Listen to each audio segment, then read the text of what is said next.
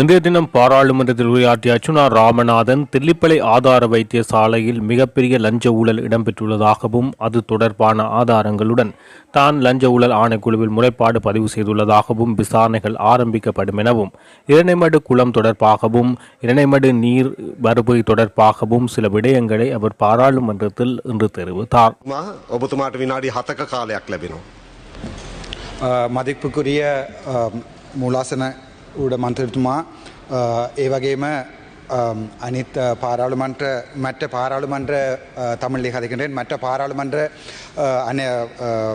மந்திரிகள் அதே நேரம் எங்களுடைய இந்த சிறப்பு பிரேரணையை கொண்டு வந்த சம்பந்தப்பட்ட பாராளுமன்ற உறுப்பினருக்கும் நன்றி.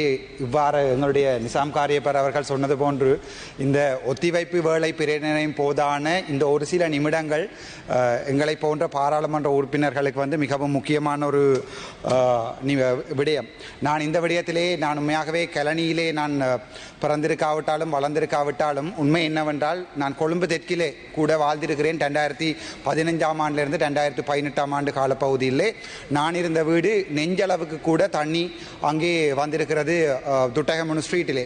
ஸோ இது எங்களுடைய கொழும்பை பொறுத்த வரைக்கும் கலனியை பொறுத்த வரைக்கும் மிக முக்கியமான பிரச்சனை.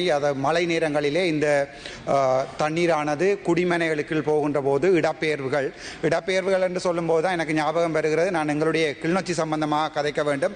உங்களுக்கு தெரியும், கிளிநொச்சியிலே இரணைமடு குளம் என்று ஒன்று இருக்கிறது. மழை பாய்கின்ற நேரம், மிகவும் மழையான நேரங்களில் கூட இப்போது கலனியிலே இருக்கிற பிரச்சனை போன்று இரணைமடு குளம் வான் பாய்கின்ற நாட்களிலே பெருமளவான மக்கள் அங்கே இருந்து இடம்பெயர்வார்கள்.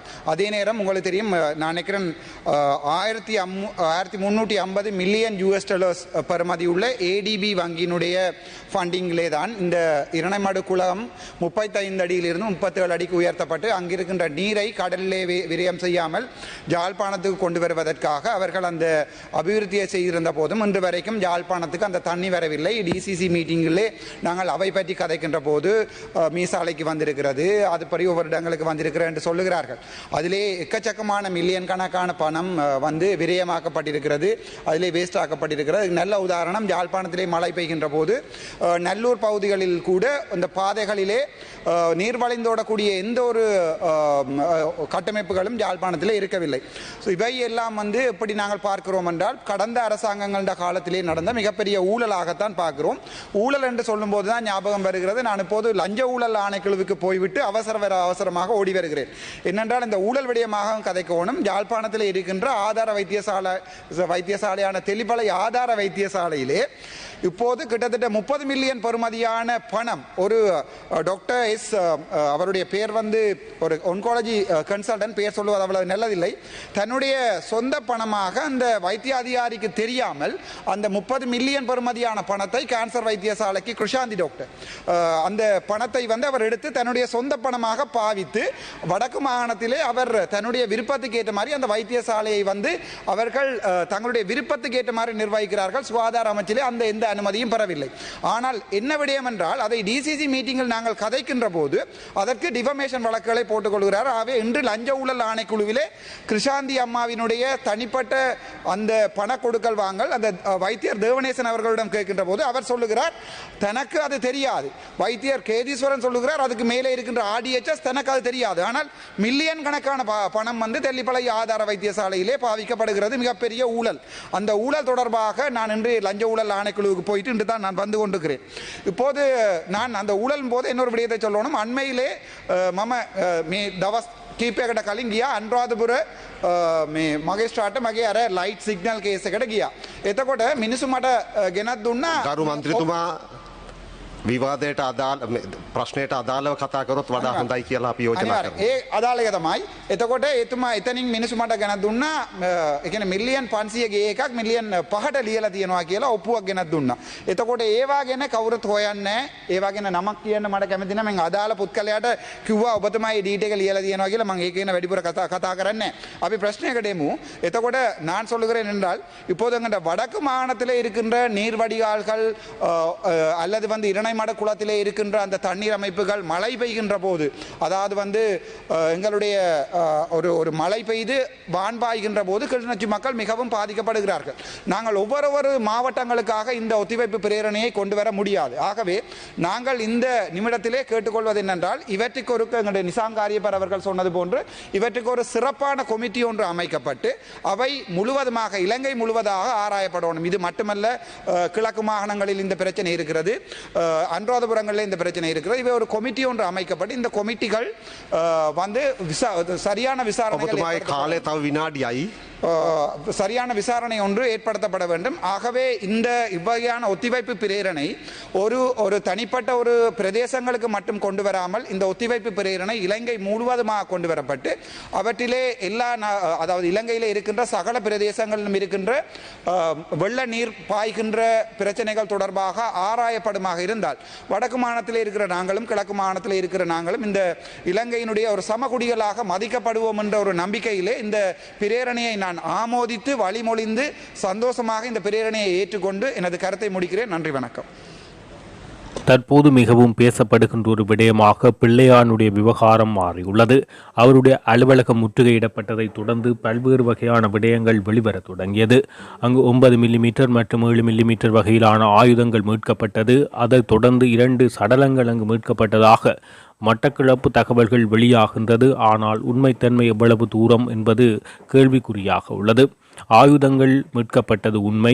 அடுத்தபடியாக சில விடயங்கள் தற்போது பிள்ளையான் குழுவில் உள்ள அனைவரையும் வேட்டையாட குற்றப்புலனாய்வு திணைக்களம் தீர்மானித்துள்ளது. அதன் அடிப்படையில் குறிப்பாக அலுவலகத்தில் இதுவரை பணிபுரிந்த அத்தனை சகாக்களையும் அடையாளம் கண்டு அவர்கள் உடனடியாக கைது செய்யப்பட்டு விசாரணைக்குட்படுத்தப்படுவதற்கான நடவடிக்கைகள் ஆரம்பிக்கப்பட்டுள்ளது. அதன் அடிப்படையில் மட்டக்களப்பில் அதிரடி சுற்றி வளைப்புகள் மேற்கொண்டு திடீரென சுற்றி வளைப்புகளை மேற்கொண்டு அடையாளம் காணப்பட்ட நபர்களை கைது செய்வதற்கான நடவடிக்கைக்காக விசேட அதிரடிப்படையும் மற்றும் குற்றப்புலனாய்வு திணைக்களமும் இணைந்து விசேட நடவடிக்கை ஒன்றை மேற்கொள்வதற்கு தயாராக உள்ளது. இந்த நிலையில் இதன் காரணமாக மட்டக்களப்பில் பிள்ளையானின் சகாக்கள் அல்லது பிள்ளையான் குழு என அழைக்கப்படும் நபர்கள் அச்சமடைந்துள்ளதுடன் குறிப்பிட்ட பகுதிகளில் இருந்து தலைமறைவாகி இருக்கின்ற நிலைமை காணப்படுகிறது. தொடர்ச்சியாக இவர்களை வேட்டையாடி அனைவரையும் கைது செய்து விசாரணைக்குட்படுத்துவதற்கு குற்றப்புலனாய்வு திணைக்களம் தீவிரமாக முயன்று வருகிறது. பிள்ளையான் தொடர்பாக பல்வேறு குற்றங்கள், தொடர் கொலைகள் என்பது தொடர்பாக விசாரணைகள் இடம்பெற்று வருகிறது.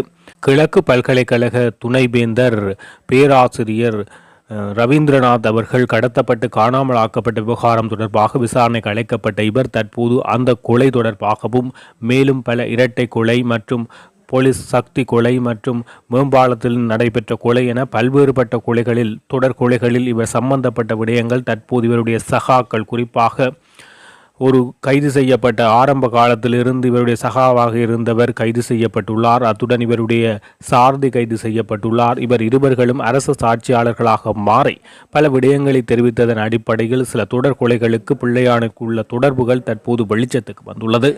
மேலும் அவர்களுடைய சகாக்களை தேடிய வண்ணம் குற்றப்புலனாய்வு திணைக்களம் தொடர்ச்சியாக தம்முடைய விசாரணைகளை முடுக்கியுள்ளது. செம்மணி சித்துப்பாத்தி இந்து மயான பகுதியில் நல்லூர் பிரதேச சபையினால் கட்டடம் ஒன்று கட்டுவதற்காக கிடங்குகள் கிண்டப்படுகின்ற போது அங்கு மனித எலும்புக்கூடுகள் அவதானிக்கப்பட்டது.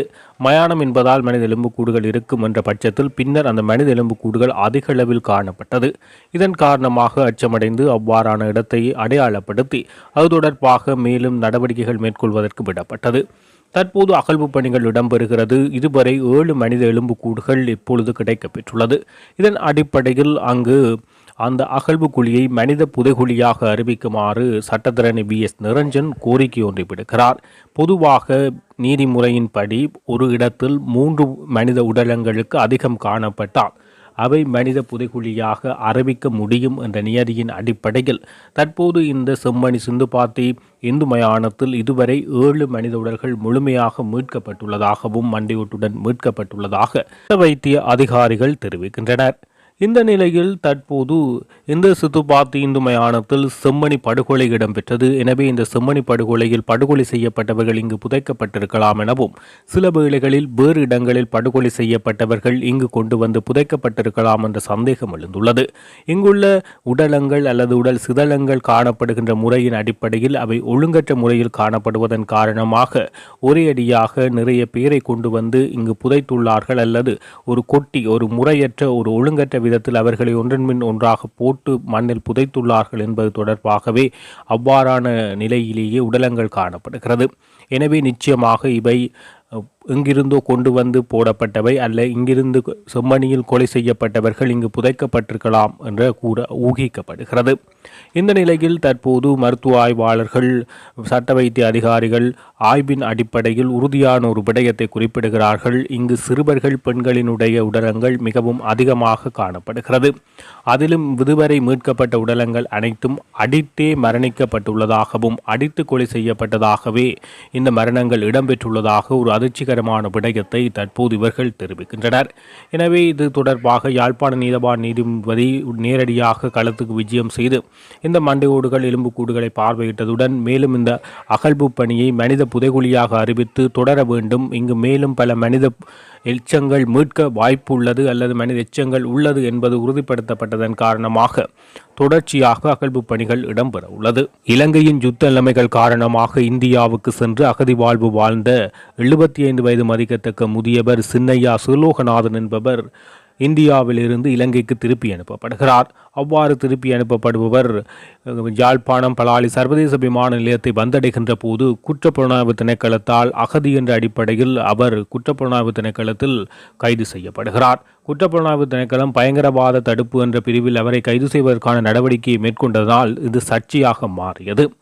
தமிழ் பாராளுமன்ற உறுப்பினர்கள் பல்வேறு கருத்துக்களை தொடர்பாக தமது கண்டனங்களை வெளியிட்டனர். இந்த நிலையில் இது ஆளுங்கட்சி தொடர்பாக பிமல் ரத்நாயக்க மற்றும் பாதுகாப்பு அமைச்சர் ஆனந்த விஜயபால, கடத்தொழில் அமைச்சர் சந்திரசேகர் ஆகியோர் தொடர்பாக கருத்துக்களை தெரிவித்தனர்.